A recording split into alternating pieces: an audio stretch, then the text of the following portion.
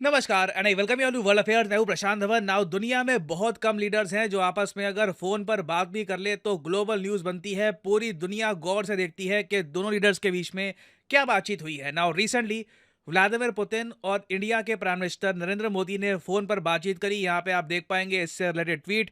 PM Modi दुनिया को बता रहे हैं कि मैंने अभी फोन पर बात करी है व्लादिमीर पुतिन के साथ। बहुत से इश्यूज डिस्कस किए गए। इंडिया रशिया का फ्यूचर कैसा रहेगा, रोड मैप हम कैसा बनाएंगे, और एक बहुत ही इंपॉर्टेंट बात यहां पर यह भी मेंशन करी गई कि रशिया की प्रेसिडेंसी के अंडर ब्रिक्स का क्या होने वाला है। आपको पता होगा कि 2024 में जो ब्रिक्स समिट है ये होस्ट करेगा रशिया। और सबसे बड़ा जो मेन पॉइंट इस बार के ब्रिक्स समिट में ये होने वाला है कि क्या रशिया पाकिस्तान को एक मेंबर बना देगा ब्रिक्स का या नहीं। मेरे हिसाब से अगर इंडिया ब्लॉक करवा देता है पाकिस्तान को रशिया में तो ये एक बहुत ही बड़ी जियोपॉलिटिकल जीत होगी। इंडिया ये करना चाहेगा भी या नहीं करना चाहेगा ये भी अभी क्लियर नहीं है। बट मेन जो वर्ल्ड मीडिया ने बात पकड़ी है वो ये है कि पीएम मोदी और व्लादिमीर पुतिन दोनों ने यूक्रेन का टॉपिक डिस्कस किया और साथ ही साथ एक दूसरे को विश किया आने वाले इलेक्शंस को लेकर। व्लादिमीर पुतिन ने कहा कि wish you all the best elections में, उम्मीद करता हूं आप अच्छा परफॉर्म करें। पीएम मोदी ने भी सेम बात बोली है। और वैसे मैं आपको बता चुका हूं इससे पहले 2024 इलेक्शंस का साल है। ओवरऑल दुनिया भर में 50 से ऊपर देशों में इलेक्शंस होने वाले हैं और कई जो मेजर कंट्रीज हैं जैसे कि यूएस, रशिया, इंडिया, यहाँ के जो इलेक्शंस हैं पूरी दुनिया इन पर नजर रखेगी। नाउ रशियन इलेक्शंस को लेकर देखिए मुझे लगता नहीं है कि कुछ सरप्राइज आने वाला है। व्लादिमीर पुतिन ही जीतेंगे। कोई भी और पॉलिटिशियन जो पुतिन की नीति को चुनौती देता है या फिर आलोचना करता है पुतिन की, उनको आउटराइटली बैन कर दिया जाता है। फॉर एग्जांपल यहाँ पे आप देख पाओगे बीबीसी आर्टिकल, जो भी कैंडिडेट है रशिया में जो वॉर के अगेंस्ट बोल रहा है, यूक्रेन वॉर के अगेंस्ट बोल रहा है, उनको सीधा बैन कर दिया जाता है। वेरास इंडिया और यूएसए के जो इलेक्शंस हैं पूरी दुनिया, एक्चुअली ज़्यादातर जो इन्वेस्टर्स की कम्युनिटी है ना वो तो बिल्कुल नजरें गड़ाकर इन इलेक्शंस को देख रहे हैं। क्योंकि इंडिया यूएस इलेक्शंस में जो भी होता है, मान लीजिए इंडिया में एक सडन पार्टी वापस पावर में आती है या फिर पावर चेंज हो जाता है या फिर यूएसए में ट्रंप आ जाते हैं, इससे दुनिया भर में जो स्टॉक मार्केट है इस पर बड़ा इम्पैक्ट आने वाला है। तो आप इमेजिन कर सकते हैं जब प्रेसिडेंट पुतिन और इंडियन प्राइम मिनिस्टर ने आपस में बातचीत करी और दोनों ने एक दूसरे को विश किया for success in the upcoming elections, तो वर्ल्ड मीडिया इस न्यूज को प्रॉपरली फॉलो क्यों कर रहा है? क्योंकि पूरे 2024 में ना इन तीन कंट्रीज के इलेक्शंस को सबसे ज्यादा कवरेज मिलेगी, इंडिया, रशिया और यूएसए। ना इसके अलावा ग्लोबल मीडिया ने, चाहे टर्किश मीडिया हो, अमेरिकन मीडिया हो, ब्रिटिश मीडिया हो, सबने इस फोन कॉल को कवर इसलिए भी किया है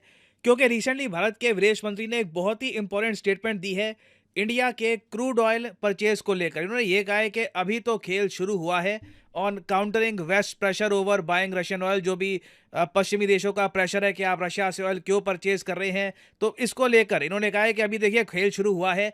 India Russia in the future और भी मेजर अनाउंसमेंट्स करने वाले हैं। और एक अनाउंसमेंट तो मैं साफ साफ देख पा रहा हूं स्पेस की फील्ड में होने वाली है। देखिए इससे रिलेटेड रशिया की तरफ से काफी रिपोर्ट्स आ रही हैं कि जो गगनयान मिशन, इंडिया का पहला मैन्ड स्पेस मिशन जहां पे हम इंडियन एस्ट्रोनॉट्स को अपनी टेक्नोलॉजी से, अपने रॉकेट से अंतरिक्ष में भेजेंगे, इस प्रोजेक्ट में हो सकता है कि इंडिया रशियन सूट्स का इस्तेमाल करे ना। इसको लेकर ना अमेरिकन में थोड़ी बहुत जेलसी भी है वहाँ पे स्पेस कम्युनिटी में कि इंडिया, अमेरिका नासा की हेल्प क्यों नहीं ले रहा। जो नासा के सूट्स हैं या फिर जो स्पेस एक्स के सूट्स हैं इंडिया वो परचेज क्यों नहीं कर रहा, जो रशियन सूट्स हैं ये यूज़ करने की बात क्यों की जा रही है। और वैसे मैं आपको ये बता दूं इसमें थोड़ा सा फॉल्ट हमारा भी है।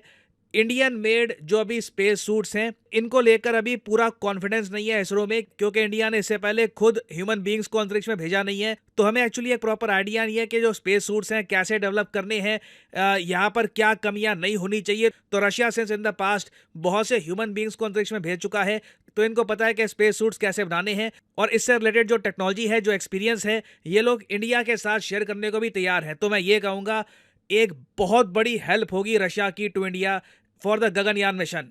और साथ ही साथ देखिए रशिया को एक बहुत ही बड़ी उम्मीद इंडिया से ये होगी कि prime minister Modi BRICS summit attend करने के लिए खुद रशिया आए। आपको पता होगा मोदी जी को बहुत लंबा समय हो चुका है रशिया गए हुए। इससे पहले जो इंडिया रशिया के समिट्स होने थे पीएम मोदी ने एक बार स्किप भी कर दिए थे। मोस्ट रिसेंटली आपको पता होगा डॉक्टर एस जयशंकर गए थे रशिया में, इवन दो मोदी जी को जाना चाहिए था एक समिट में। बट अभी के लिए आप कह लीजिए जो रशिया यूक्रेन वॉर की स्थिति बनी हुई है तो Indian prime minister directly Russia जा नहीं रहे। बट जब ब्रिक्स समिट होगा शी जिनपिंग भी रशिया में होंगे। पाकिस्तान के जो प्राइम मिनिस्टर है उस वक्त, जो भी प्राइम मिनिस्टर बन के आएंगे वो भी रशिया में होंगे। कई और वर्ल्ड लीडर्स भी रशिया में होंगे। तो क्या प्राइम मिनिस्टर मोदी भी वहां पर खड़े होंगे व्लादिमीर पुतिन, शी जिनपिंग के साथ? ये देखना होगा, क्योंकि अगर ऐसा होता है ना तो इससे वेस्ट में तो देखिए काफ़ी ज़्यादा हलचल मच जाएगी। क्वेश्चन पूछे जाएंगे जो बाइडेन से कि क्या इंडिया हमारे साथ खड़ा है, या क्या इंडिया प्रॉपर एक क्वाड का मेंबर है, क्योंकि ये लोग तो यहाँ पर रशिया के साथ खड़े हैं, व्लादिमीर पुतिन के साथ पीएम मोदी हाथ मिला रहे हैं। तो 2024 बहुत ही इंटरेस्टिंग होने वाला है। और रशिया अपनी तरफ से ऑब्वियसली इंडिया को रिक्वेस्ट करेगा कि प्लीज़ पीएम मोदी को आप भेजिए। पीएम मोदी हम चाहते हैं कि खुद इस समिट में हिस्सा ले, बट पीएम मोदी जाएंगे या नहीं जाएंगे इसके बारे में समय ही बताएगा।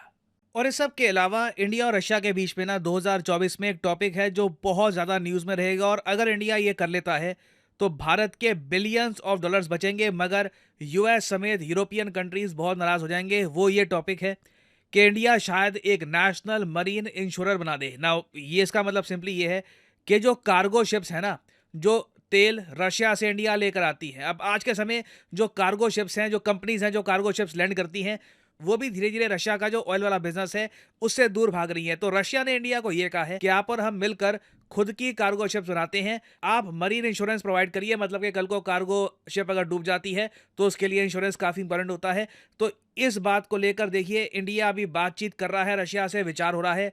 अगर ये हो जाता है, बाय गॉड, ये टॉपिक जो सुनने में इतना ग्लैमरस नहीं लग रहा, ये इंडिया के बिलियंस बचा सकता है और इंडिया को जेन्युइनली एक आत्मनिर्भर कंट्री बना सकता है। तो बहुत सारी डेवलपमेंट्स अभी होनी बाकी है। मैं अभी वेट कर रहा हूँ ब्रिक्स समिट का। कुछ मेजर अपडेट्स आती हैं तो बाद में मैं आपके लिए अपडेटेड वीडियो ले आऊँगा। और अनअकैडमी के देखिए ऑफर चल रहे हैं आज के समय।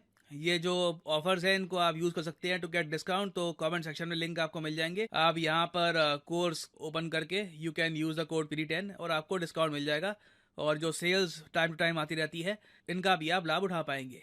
सो this is the end of the video. Thanks for listening and as always may the gods watch over you.